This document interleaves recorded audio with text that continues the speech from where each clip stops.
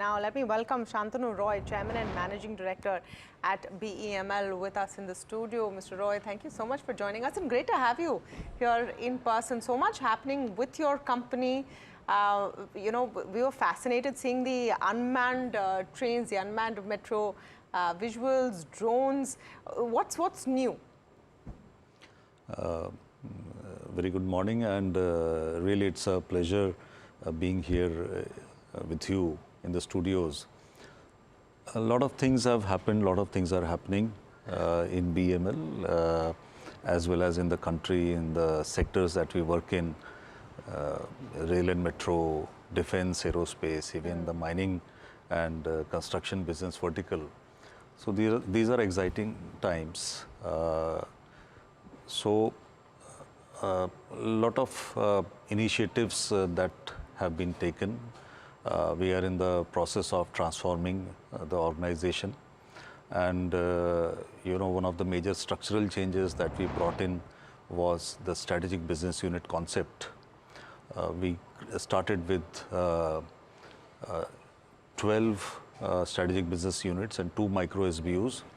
And now we are on the verge of creating 2 more strategic business units. The idea is to have a very focused approach for particular business verticals, not only business verticals, but the product lines as well. Number 2, to create a leadership pipeline. Number 3, to improve the efficiency and faster decision making. And with that, we brought in a lot of policy enablers. For example, the delegation of power was changed completely to give more autonomy, decision making at various levels. So these things, it is stabilizing now, and 25-26 should see definitely a marked change in the numbers as well. We have been able to give decent returns as far as the EBITDA is concerned. Slowly, we are going up from somewhere around 5.5% to 13.2%. It has been a journey over the last 3-4 years, and this year I'm looking at 14.5, 14.7%, further 150 BPS jump, and slowly take it to around 20, mainly driven by rail and metro and defense and aerospace. If you look at last year's performance, rail and metro could not fire, but mining and defense did it phenomenally well. And defense, for the first time in the history of the company, their contribution rose to around 27% of the top line. So let's come to them one by one, because there is so much to unpack. When you say you were looking at EBITDA growing to 20%, and that's a very clear focus and a big ambitious target as well. By when, and do you see defense being the driver? As you mentioned, contribution is grown, or will it be rail and metro? Both, in fact. It will be a combination of both. And as I have always maintained, we have a graded approach to growth. From 13.2 to 20, around 20 cannot happen immediately. It will take a few years. At least I look at a time horizon of 4 to 5 years from now. And if all goes well, we grow the way we intend to, and the defense, aerospace and rail and metro, we keep on firing. Definitely, it's a possibility. Mr. Roy, your new identity, which you spoke about with us when you were here in our studios in December as well. So aside of a new logo, there's this new vigor that you are probably pointing towards, right? 14 SBUs instead of 12 is great. How does the road ahead look like, one, in terms of revenue contribution from all of these units? Because when we look at your financials, sir, from FY22 to FY25, the margin uptick has ensured that your bottom line numbers grow very handsomely. Your top line has consolidated. Is this the consolidation that comes in before a breakout, if you will? I look at it that way. Yes, it has taken us some time to consolidate at this level, and the intent of the SBU formation was very clear, as I said, and also finally every SBU has to contribute at least a specific number, and the micro SBU is supposed to contribute half of that number. Got it. So when it happens, it will take some time. Again, it is not going to happen overnight. Already some of the SBUs, the bigger SBUs, they have started performing. That's the reason, you know, in spite of the fact that rail and metro went down by 50%, but we were still able to hold on to our top line and improve the bottom line. It was only because of the strategic business unit concept, and that some of the strategic business units, they performed very well, phenomenally well. Got it. For example, the high mobility vehicle SBU, it grew by more than 100%. It doubled its revenue. Okay. Right. Okay. So these were some of the very important pluses for us, because of which, you know, we could retain the top line. And this also talks about the resilience of the Of course company. it does. So the question then, Mr. Roy, would be this, that you mentioned that maybe defense, maybe mobility takes forward your operational metrics higher. Are those two the segments that take the revenues also higher in times to come? Is it the reversal of fortunes in the metro and rail segment which does that? And does that happen in FY26, or do we look at maybe starting FY27 on the revenue front? On the revenue front, FY25-26, we should see a further, you know, enhancement in the numbers, driven by the defense, aerospace, and the rail and metro. Because there are two reasons. One is that the metro orders the execution timeline starts from this year for the Bangalore Metro, for example. Okay. We are supposed to supply 20 trains in the current financial year. Then the Vande Bharat sleeper, which was the first proto, and we were waiting for the clearances, including the CCRS clearance. So now we are ready to roll out the other trains. Already the car body shell is ready. We have started the furnishing work. And this year we will be completing all the balance orders. So these two things, these two projects itself, you know, should see a substantial increase in the top line from the rail and metro point of view. As far as defense aerospace is concerned, there is, you know, one is our core strength on the land system, that is the high mobility vehicle platform. So we have enough orders with us, and if we are able to, you know, execute the existing orders itself, there will be huge growth in defense as well. Another important strategic shift that we have brought in the company is that from being merely a platform supplier, we have now transitioned to a system integrator.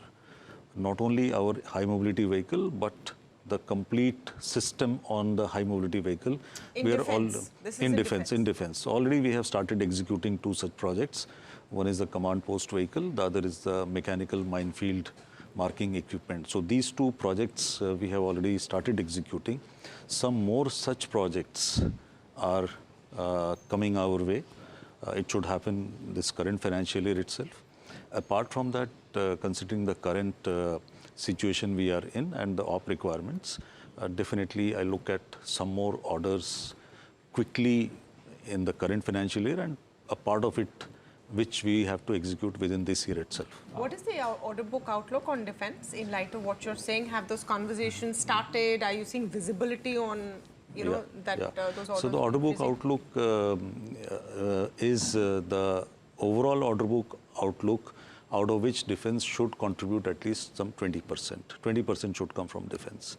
And that includes these op requirements. It includes some What's the number systems. you've penciled in, sir? Number, you know, I have I've already indicated. We ended the year with 14,610 crores, and I'm looking at the same number as a further order inflow in 25-26. And once we are able to execute, you know, a part of it, and the total order book kitty. So with that, we should end above the current year's order book value by at least, you know, more than 50%. No, so same number you want to add. So 14 plus 14, 28? Yeah. Is that what you're saying? So your existing order book in your lifetime has been 14,000 crores thus far, Yes, and you're yes, saying you will add yes. that equal amount in 1 year? Yes, Wow. it should. Wow, It should. that's a huge headline there. It should. I'm sorry, just one thing I was fascinated by since I saw those visuals is on, I'm going to come back to the Bangalore Metro. Is this driverless metro? Bangalore Metro is also driverless metro. And the driverless metro, it's called UTO, the unattended train operation. Yeah, so just explain this to us. So the new metros that you're working on has the technology where there is no driver required at all. Yeah. It started with Mumbai, and there are different levels of automation, you know. So this is called the grade of automation 4, the highest level. And what makes it driverless is mainly the signaling, the onboard equipment, the wayside equipment, and the TCMS, that is a train control management system. And there is a thing called the communication-based train control, which connects the train signaling and everything to the central command center. So it is a graded approach. It again, you know, straight away the train cannot run on a UTO mode. So it has to go up gradually to UTO mode, and then finally it has to be approved by CCRS.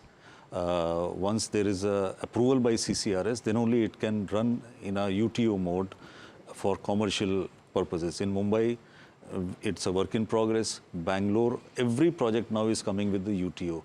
Even the Chennai that we are executing, the Chennai Metro order, 210 cars, it is also with UTO ultimately. So by when will this be a practicality on ground for riders? It all depends, you know. In one or two cases already it has been proven some 3 years back, but still the UTO mode has not started. I mean, there are a few cases in Delhi Metro. So it all depends. Got it. But the capability is there in the technology and in the trains that we are supplying. That capability is there that it can run. It is designed for UTO. Got it. Okay. Okay. This is very interesting. The other small clarification that I needed, sir, was this: that when you talk about the 14,000 crore order book currently and add in 14,000 crores, does it include aerospace and maritime orders as well, or that is separate? No, it includes that as well. Includes aerospace. But you know, the aerospace and maritime order, in terms of the absolute numbers, may not be very high in 25-26.